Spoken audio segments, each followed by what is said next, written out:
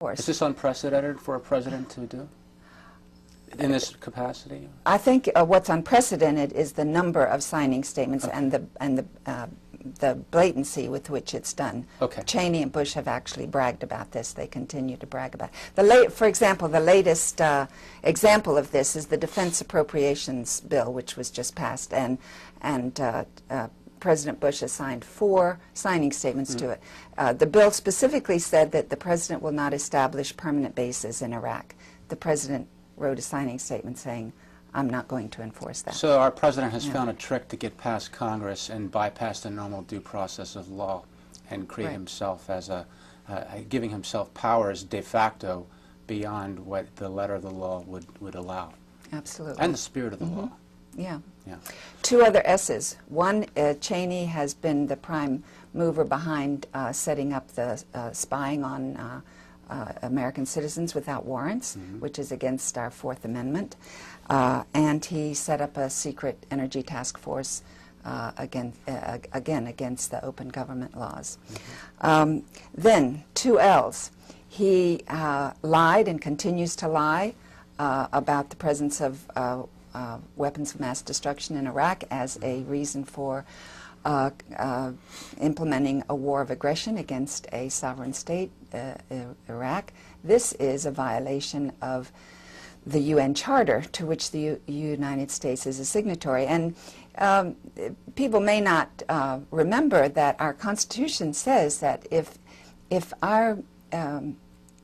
we have signed a treaty, any international treaty, that becomes the law of this land. So by violating a treaty that's been signed, this administration is violating U.S. law. The second L, Cheney lied and continues to lie about the connection between al-Qaeda and Iraq as a pretext for going into Iraq. Number 7, Cheney played a major role in outing of a CIA operative, Valerie Plame. And number 8, he obstructed the investigation into this of Patrick Fitzgerald. Number 9, Cheney is a war profiteer. He has profited, his company Halliburton has profited immensely from the no-bid contracts that he arranged to have awarded to it for so-called reconstruction in Iraq, most of which was never even done. And people may not be aware of the fact that Cheney absolutely refused to divest himself of these stocks before he took office. And another thing people may not realize is that last year Halliburton stock went up 3,000%. This is called war profiteering. The last two T's, Cheney is a major architect of the use of torture, which is against the Geneva Convention, to which the United States is also a signatory. And the last T, he threatened and continues to threaten war with Iran, which is another violation of the UN Charter. So it's not only clear that Cheney is impeachable, but it would, with all due respect to Bruce's statement that impeachment takes a long time, the impeachment of Cheney could be very, very quick, because he has not only admitted but bragged about these things on video, in writing, and he could be, many people feel that the impeachment process could go very quickly against Cheney. Well, Bruce, that's 11 points. Where would you like where would you like to pick up on any of that? Well, I don't have any real major problems with Jane's points. I mean, there are some that I'm particularly would agree with her on. The eavesdropping and the spying on citizens without warrants, the war profiteering, the interference and the obstruction of law in the Valerie Plame case. Those are things that I find particularly egregious, and I wouldn't necessarily disagree that Vice President Cheney could be and perhaps should be impeached as a result of just those actions. My fundamental issue here is one of practicality.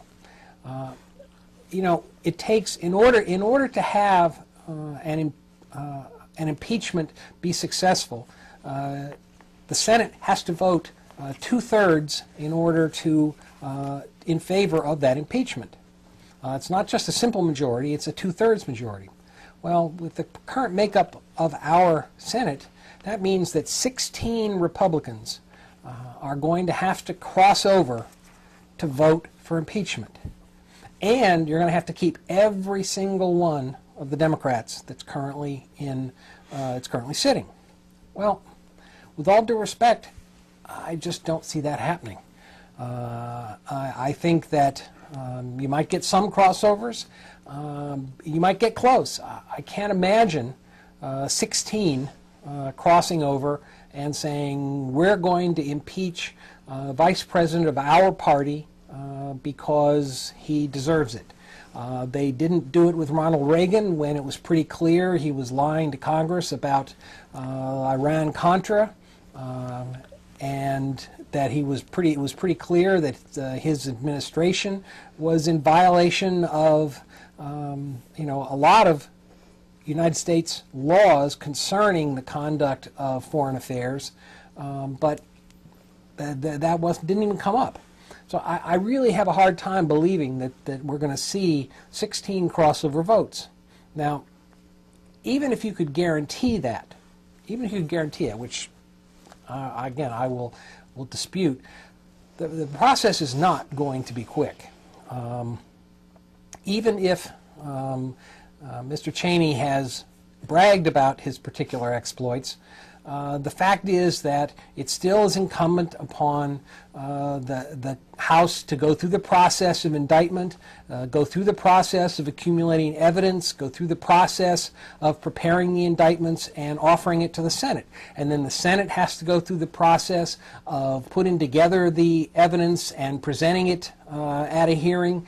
This is, as a lawyer, I can tell you, this is not a quick process. It would not get done before the end of this term. I couldn't imagine it. And if that's the case, why are we going to devote what would surely be an enormous amount of time and energy for our government to this process? I mean, what happens in the interim? That means we don't address any of the issues with regard to what's going on in Iraq. We don't address any of the issues with regard to the economy. We don't address any of the issues with regard to health care, to oil, to NAFTA, any of the issues that are currently front and center on the presidential election primary, we would just ignore for the next year.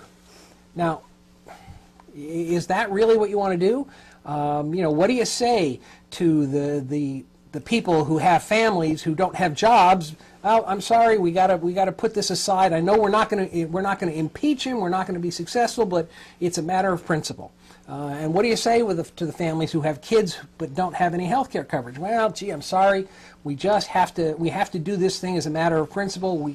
I know your kids don't have any health care coverage, but we'll get to that later. Or what do you say to the soldiers' families, who are going to say, well, what are you doing? Why does my son dead while you're dealing with this issue instead of dealing with something else?